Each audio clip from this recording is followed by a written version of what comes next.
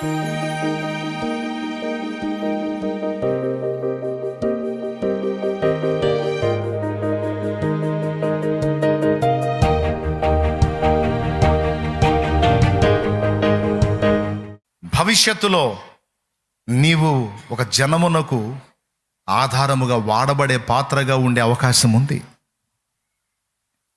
ఇశ్రాయేలు ఆడపిల్లలు చాలామంది ఉన్నారు. బబులోను సంస్థానం, బబులోను చెరలో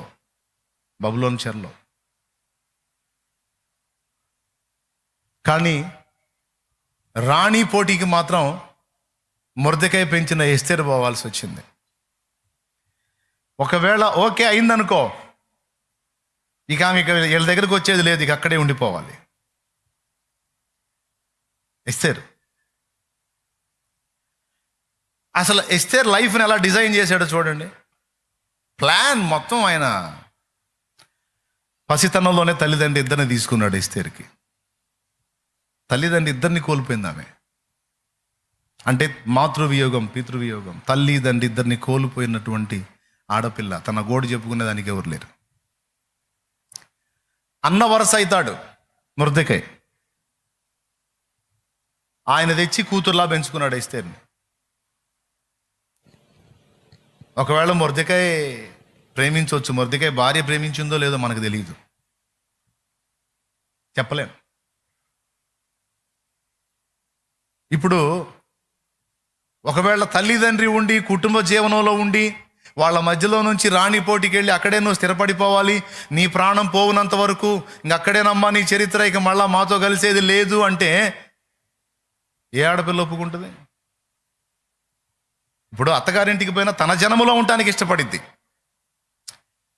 ఇశ్రాయేల్ ఆడపిల్ల అయినా ఇశ్రాయేల్లోనే, ఈ ఊరు నుంచి ఇంకొక ఊరికి ఇశ్రాయేల్లోనే ఉంటుంది. కానీ ఇక్కడ ఏంది, అసలు డైరెక్ట్గా తీసివేయబడి అన్యుల మధ్యలోకి వెళ్ళిపోవాలి. ఇప్పుడు అహస్వేరోష్ ఎవరు? అన్యుడు. అతని సంస్థానం అంతా ఎవరు? అన్యులు. అతని అంతఃపురంలో ఉండేది ఎవరు? అన్యులు. వాళ్ళు ఎవరు ఇశ్రాయేలీలు కాదు. మరి ఇప్పుడు ఈ అమ్మాయి పోయి ఎక్కడ ఉండాల్సి వస్తుంది? అన్యుల మధ్యలో. తన సొంత ప్రాంతం వదిలేసి, స్వదేశం వదిలేసి అన్యుల మధ్యలోకి వెళ్ళిపోతుంది. కానీ ఎస్తేరు తొణకలేదు. ఎందుకు తెలుసా? దేవుడు ముందుగానే ఎస్తేరుకి ఒంటరి లైఫ్ను అలవాటు చేశాడు, నేర్పాడు.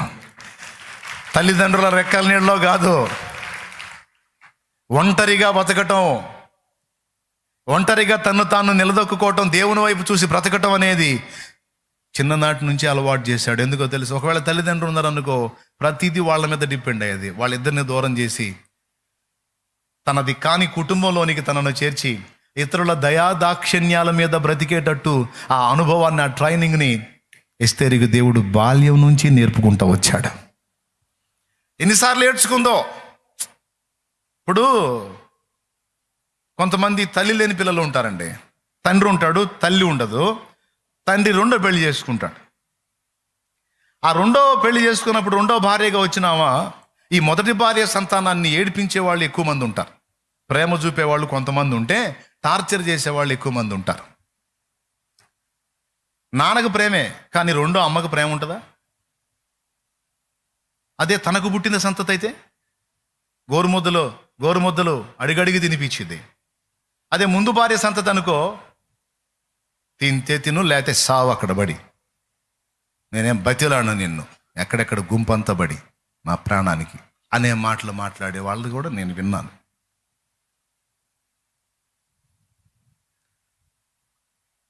తల్లి లేదు, తండ్రికి ప్రేమ ఉన్నా తండ్రి ఏం నోరెత్తలేడు, తండ్రి ఉండడు. మరి ఇప్పుడు చవతి తల్లి దగ్గర ఎన్ని బాధలు పడాలి? మొర్దెకాయ ప్రేమించి ఉండొచ్చు, మొర్దెకాయ భార్య ప్రేమించిందో లేదో, ఎస్తేరు ఎంత ఏడ్చుకుందో తన ఒంటరి జీవితంలో. కానీ ఒక ఆధారాన్ని చేసుకుంది. మొర్దెకాయ భక్తుడు ఆయన్ను బట్టి ఇశ్రాయేలు దేవుడైన యెహోవా యందు ఎస్తేరు కూడా భయభక్తులు నిలిపింది. ఏడ్చుకొని దేవుడిని అడుగు ఉండొచ్చు ఎస్తేరు, ఎందుకు నాయన, ఇశ్రాయేలు ఆడపిల్లలందరికీ తల్లిదండ్రులు ఉన్నారు, నాకెందుకు నాయన, కనీసం తల్లో తండ్రి ఎవరిని లేకుండా ఇద్దరిని తీసేసావేంది తండ్రి అని అడిగినప్పుడు దేవుని సమాధానం ఏమై ఉంటుంది? ఎస్తేరు, ఇశ్రాయేలు ఆడపిల్లలందరూ వేరు, నువ్వు వేరు. ఇశ్రాయేలు ఆడపిల్లల ఫ్యూచర్ వేరు, నీ ఫ్యూచర్ వేరు. సింపుల్గా చెప్పాలంటే వాళ్ళందరికీ అందరూ ఉన్నారు, కానీ రేపు వాళ్ళందరికీ నువ్వే దిక్కు. వాళ్ళందరికీ నువ్వే దిక్కు. నీకు అమ్మా నాన్న లేకపోవటం కాదు, నువ్వే వాళ్ళకి తల్లివి తండ్రి అయ్యేటువంటి పరిస్థితి రేపు రాబోతుందమ్మా. అందుకే నువ్వు ఆ స్థానంలో ఉండాలి. అందుకే నీ వాళ్ళని నువ్వు కోల్పోవాలి. అందుకే నువ్వు నీ స్వజనుల్ని నష్టపోవాలి, నీ సొంత ప్రాంతాన్ని వదిలి వెళ్ళిపోవాలి, అన్యుల మధ్యలో నీవు బ్రతకాలి. ఎందుకంటే నిన్ను వారికి ఆధారముగా నేను ఏర్పరచుకొని ఉన్నాను. నీవు ఆ స్థానంలోనికి ఎక్కకపోతే, నీవు ఆ ప్రదేశంలో ఉండకపోతే వీళ్ళందరి భవిష్యత్తు శూన్యమైపోయింది. చస్తారు మొత్తం. హమాను కుట్రలో చస్తారు మొత్తం. వాళ్ళందరూ చావకుండా ఉండాలంటే కొంచెం వేదనైనా సరే నువ్వు ఈ అనుభవాల్లో గుండా, ఈ కఠినమైన వేదనల్లో గుండా వచ్చి నువ్వు ఆ సింహాసనం ఎక్కాలి. దేవునికి స్తోత్రం కలుగును గాక. నాకే ఎందుకు ఇట్లా, నా జీవితమే ఎందుకు ఇలా అయిపోయింది, నా బ్రతుకు ఎందుకు ఇంత అంధకారం అయిపోయింది, నా జీవితం ఎందుకు ఇలా నాశనమైంది, నా బ్రతుకు ఎందుకు ఇట్లా అయింది, అట్లా అనుకునే వారలారా, మీరు దేవుని సంబంధులైతే ఈ మాట మీకే. కొన్ని కఠినమైన పరిస్థితులను నీ జీవితంలోకి అనుమతించి అనేక జనములకు నీవు ఆశీర్వాద కారణమగునట్లు దేవుడు ప్రణాళిక రచించాడు. ఆ మాధుర్యమైన అనుభవాలు నీవు స్వతంత్రించుకున్నట్లు ముందు నువ్వు కొన్ని చేదైన అనుభవాల గుండా ప్రయాణం చేయాలి, తప్పదు. దీనత్వాన్ని నేర్పాడు దేవుడు, ఒంటరిగా బతకటం నేర్పాడు. ఎవ్వరూ ఆదరించేవాళ్ళు లేకపోయినా తన గోడు దేవునికే చెప్పుకొని దేవుని బట్టి బతికేటట్లు ఎస్తేరుని బాల్యం నుంచి చెక్కుకుంటూ వచ్చాడు. ఎందుకో తెలుసా? రాబోతున్న దేవుని ప్రజల పెద్ద ప్రమాదాన్ని ఈ ఆడపిల్లే అడ్డుకోవాలి. దేవుని ప్రజను ఈ ఆడపిల్లే రక్షించాలి. ఆ కష్టకాలంలో ఈ ఆడపిల్లే బతికించాలి. ఆ కష్టకాలంలో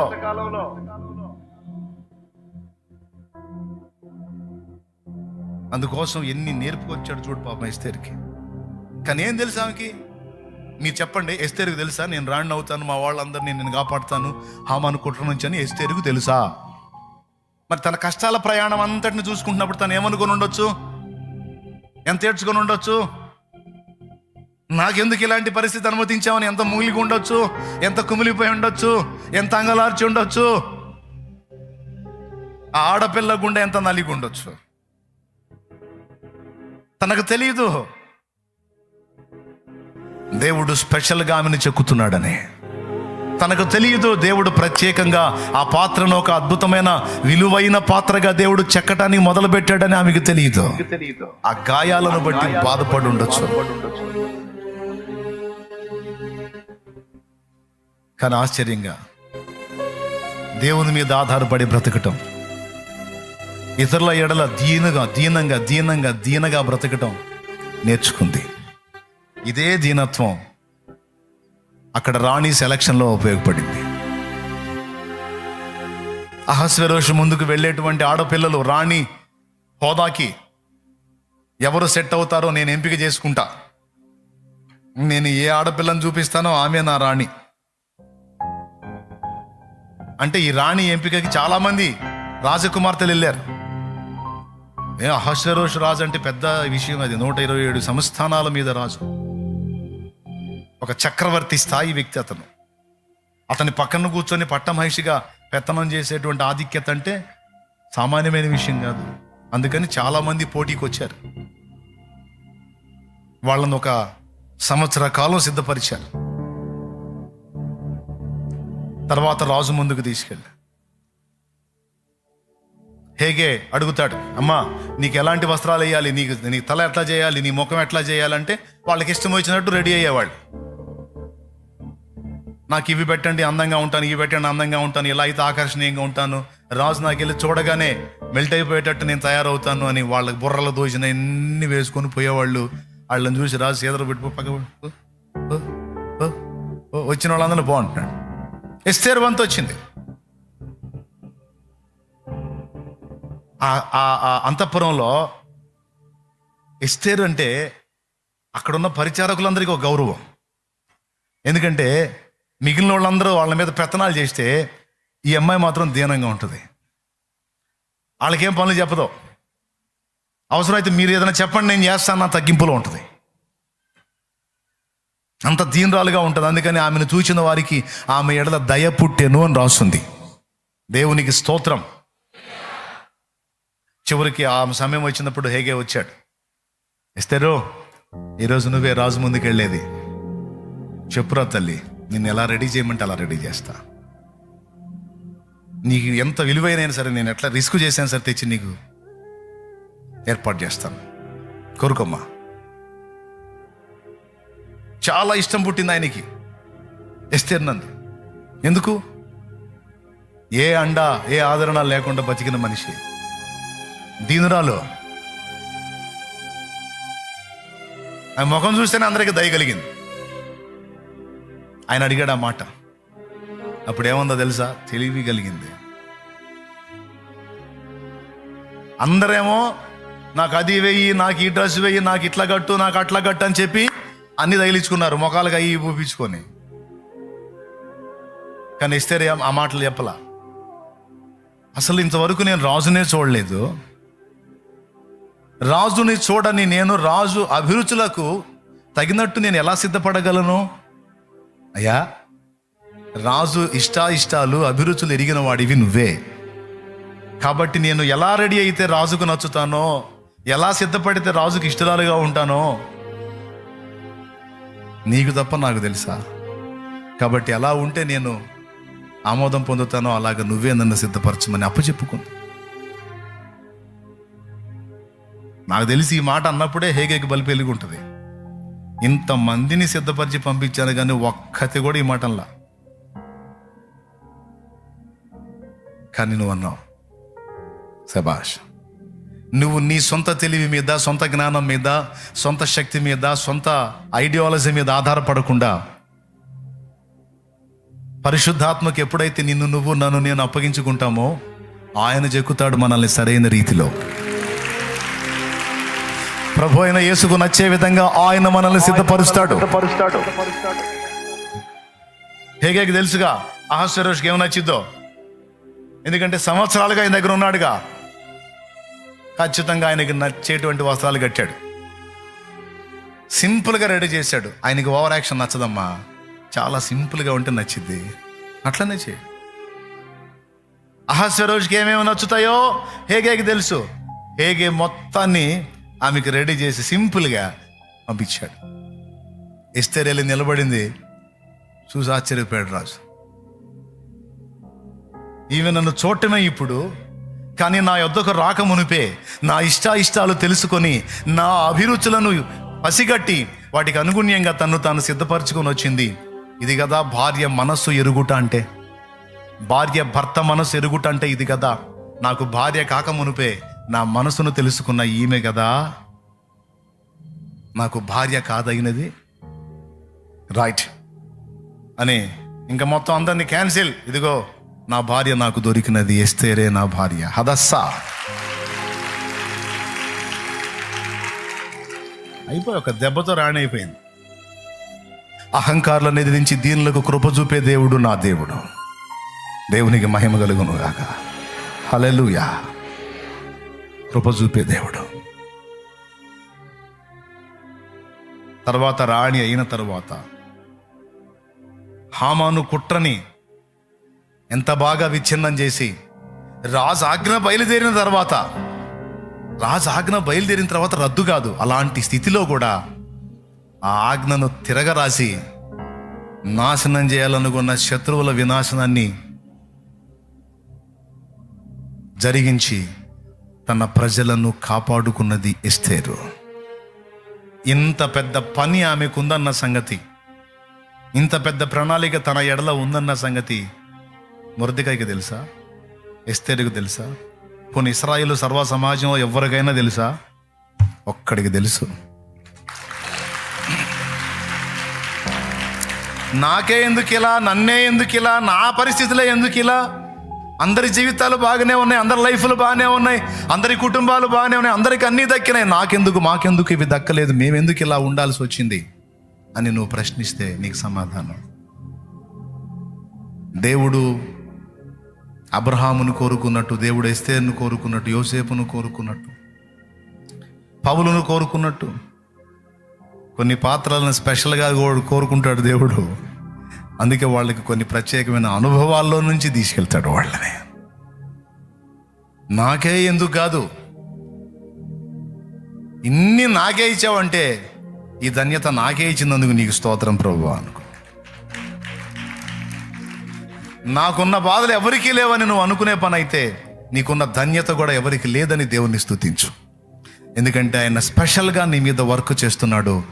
ఇప్పుడు నీకు అర్థం కాదు, ప్రస్తుతం సమస్యను ఫేస్ చేసేటప్పుడు నీకు అర్థం కాదు, ఫైనల్లో నీకు క్లారిటీ వస్తుంది ప్రతి విషయంలో. ఆమేన్ తమ్ముడు, ఫైనల్లో చాలా స్పష్టత వస్తుంది నీకు. ప్రస్తుతానికి దీన మనస్కుడివై, దీన మనస్కురాలివై ఆ బలీయమైన చేతి కింద, ఆ నీతి సూర్యుని చేతి కింద దీన మనస్కుడివై, దీన మనస్కురాలివై నిన్ను నువ్వు తగ్గించుకొని అప్పచెప్పుకో. తర్వాత చూద్దువు కానీ. వెళ్ళమన్నప్పుడు వెళ్ళు, ఉండమన్నప్పుడు ఉండు. నిన్ను ముందుకు నడిపించినా దానికి ఒక ప్రణాళిక ఉంది, నిన్ను ఉన్న చోట నిలబెట్టినా ఒక ప్రణాళిక ఉంది. సమస్తమును నెరవేర్చగల దేవుని వైపు నీ దృష్టి నిలుపు. పట్టుదల నీది కాదు, గుర్తు రాసుకో ఈ మాట. పట్టుదల నీది కాదు. నిన్ను ఒక అద్భుతమైనటువంటి ఆణిముత్యంగా తీర్చిదిద్దాలన్న పని, పట్టుదల దేవుడు పట్టాడు. ఆయన అన్నది నెరవేర్చిందాక వదలడు. ఆమేన్ చెప్పు, ఆమేన్ చెప్పు, ఆమేన్. పట్టుదల మన అయితే అయిపోయింది ఎప్పుడు, కానీ పట్టుదల మనే కాదు, ఆయన పట్టాడు పట్టు. మొదటి విడత పట్టిన పట్టుకు కొంతవరకు పని జరిగింది. ఇప్పుడు మనం దర్శనం మర్చిపోతాం, మన వాగ్దానాలు మర్చిపోతాం. దారుణం. సంవత్సరం కూడా పూర్తిగా అయిపోయింది, మర్చిపోయారు అందరూ. కానీ ఆయన నీకు ఇచ్చిన ప్రామిసులు మొత్తం గుర్తుపెట్టుకుంటాడు. తగిన కాలంలో ఒకటొకటి మొత్తం నెరవేరుస్తాడు. తండ్రి, నా మిగిలిన సహోదరులకి తండ్రి నుంచి ఎడబాటు లేదు. నా తండ్రితో కలిసి బ్రతికే ధన్యత వాళ్ళకు దొరికింది. నా తండ్రితో కలిసి భోంచేసే భాగ్యం వాళ్ళకి దొరికింది. 17 ఏళ్ల వయసు నాది. ఎందుకు నా తండ్రి నుంచి నన్ను వేరు చేశావు దేవా?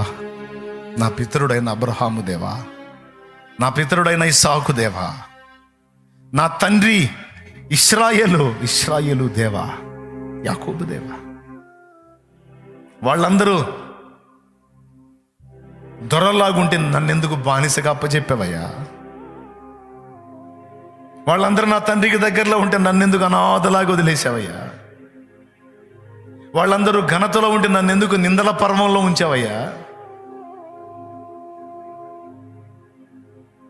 వాళ్ళందరికీ ఉన్నాయా ఈ కష్టాలు? యోసేపుకున్న కష్టాలు వాళ్ళకు ఉన్నాయా? యోసేపుకున్న నిందలు వాళ్ళకు ఉన్నాయా? యోసేపుకున్న బాధలు వాళ్ళకు ఉన్నాయా? లేవు. తండ్రి ఎడబాటు కానీ యోసేపుకు తండ్రి ఎడబాటు. బానిస బతుకులు లేవు కానీ యోసేపుకు బానిస బతుకు. జైలు జీవితాలు వాళ్ళకి లేవు కానీ యోసేపుకు జైలు జీవితం. చెయ్యని నేరానికి నిందలు మోసిన పరిస్థితి వాళ్ళకి లేదు కానీ యోసేపుకు నిందలు.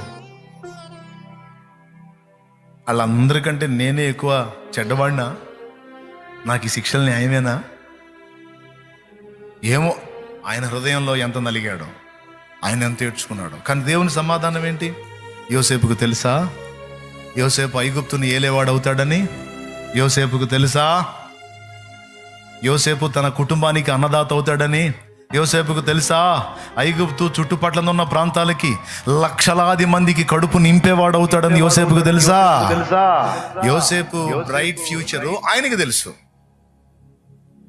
పడుతున్న కష్టాలే చూస్తున్నారు కానీ ఈ కష్టాల వెనుకున్న గొప్ప ఆధిక్యత, రాబోతున్న ఆశీర్వాదకరమైన జీవితాన్ని వాళ్ళు ఎవరూ చూడలేదు.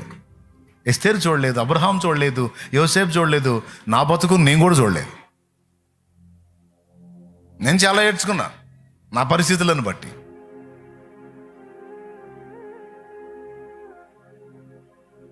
కానీ దేవుడు ఆ వేదనల పర్వమంతా ముగించి దేవుడు తన కార్యాన్ని మొదలుపెట్టినప్పుడు ఇప్పుడు ప్రతిదినం ఒక ఆశ్చర్యమే, నాకు ప్రతిదినం ఒక ఆశ్చర్యమే. ఎన్ని రీతులు స్తుతించాలో, ఎంత మయంపరచాలో కూడా అర్థం కావట్లా నాకు. నా జీవితకాలం స్తుతించినా సరిపోనంత కార్యాన్ని నా పట్ల ఆయన జరిగించేశాడు. ఒక్కటి ఫైనల్గా చెప్తా, చివరిగా, జనములకు ఆశీర్వాదకారమగునట్లు, జనములకు దీవెనకరణమగునట్లు నా దేవుడు నిన్ను వాడుకునేది మాత్రం కద్దు. కన్ఫర్మ్. ఈ విషయంలో పట్టుబట్టింది నువ్వు కాదో, నా దేవుడే పట్టాడు పట్టు. నా దేవుడే పట్టుకున్నాడు నిన్ను. చేయి పట్టుకున్నాడు, వదులుతాడా? చూద్దాం, నీకే అర్థమైందిగా భవిష్యత్తు. ఈరోజు నీ కన్నీళ్ళు, ఆనాడు ఆనందగానాలు. ఆమేన్.